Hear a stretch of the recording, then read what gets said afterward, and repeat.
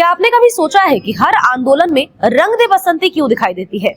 सिंघम, धुरंधर या फिर कोई दूसरी देशभक्ति वाली फिल्मों के गाने क्यों नहीं बजते हैं? आखिर फिल्मों में और विरोध प्रदर्शनों में क्या कोई रिश्ता है? तो शायद हाँ। नमस्कार, मेरा नाम सोनल रॉय है और आप देख रहे हैं न्यूज़ 11 भारत का डिजिटल प्लेटफॉर्म। विस्तार से आपको इस खबर के बारे में और ये जो रिश्ता है इसके बारे में जानकारी देते चलते हैं। देखिए, जब भी कोई आंदोलन होता है तो लोग मोमबत्तियां जलाते हैं, कैंडल मार्च निकालते हैं, विरोध प्रदर्शन किया जाता है, आंदोलन की बातें कही जाती है, लोग पोस्टर्स हाथों में उठा लेते हैं, बैनर्स बड़े बड़े छापते हैं, होर्डिंग्स छापते हैं और सड़कों पर उतर आते हैं। और अक्सर बैकग्राउंड पर जो गीत सुनाई देते हैं वो कुछ गीत ऐसे होते हैं जो कि देशभक्ति से संबंधित होते हैं, या फिर हम कह ले रंग दे बसंती। बहुत बार लोगों ने सुना होगा कि कोई भी आंदोलन में ये गाना बजता है, लेकिन क्या ये महज एक इत्तेफाक है? तो शायद ये इत्तेफाक नहीं है। ऐसा हम इसीलिए कह रहे हैं क्योंकि दरअसल कुछ फिल्में ऐसी होती हैं जो कि दर्शक नहीं बल्कि उसे नागरिक तैयार करते हैं, यानी कि उसे देखने का जो नजरिया होता है वो दर्शकों के तरीके से नहीं होता, बल्कि वो असल जिंदगी में जो महसूस कर रहे होते हैं उस तरीके से वो उस मूवी को देखते हैं। रंग दे बसंती की जब हम बात कर रहे हैं तो ये आपको सवाल पूछना सिखाता है। जब हम स्वदेश की बात करते हैं तो ये बताती है कि बदलाव किसी नेता से नहीं बल्कि एक आम इंसान से शुरू होता है, यानी कि पहले हर बदलाव अपने घर से शुरू होता है। यानी कि इन फिल्मों का जो हीरो है वो सत्ता के खिलाफ खड़ा एक नागरिक होता है, एक आम नागरिक जो कि हम में आप में किसी से भी हो सकता है। लेकिन धुरंधर की जब हम बात करते हैं या फिर कुछ ऐसे फिल्मों की बात करते हैं जहां पर फिल्मों में हीरो खुद सिस्टम का एक हिस्सा होता है, जैसे कि सिंघम को ही देख लीजिए।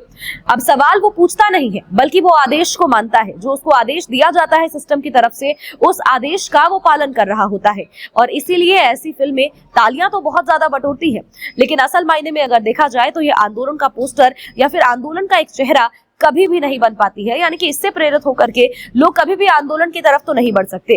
राजनीति के जानकार ये भी कहते हैं कि जिस तरह से हर आंदोलन की दो लड़ाइयां होती है। अब दो लड़ाइयों से क्या तात्पर्य है ये भी इस वीडियो में आप विस्तार से जानते चलिए।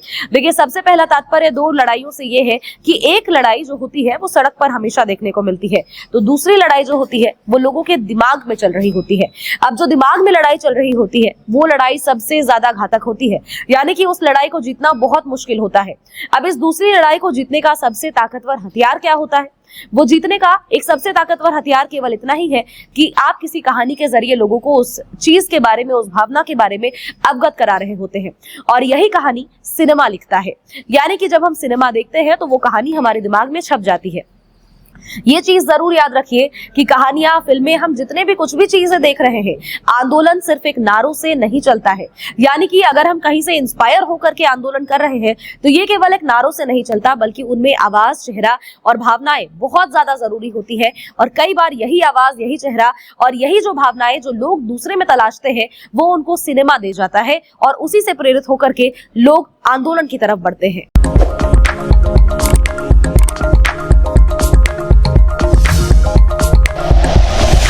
Like and share videos, subscribe करें हमारा चैनल और प्रेस करें बेल आइकॉन। न्यूज़ 11 भारत, सच है तो दिखेगा।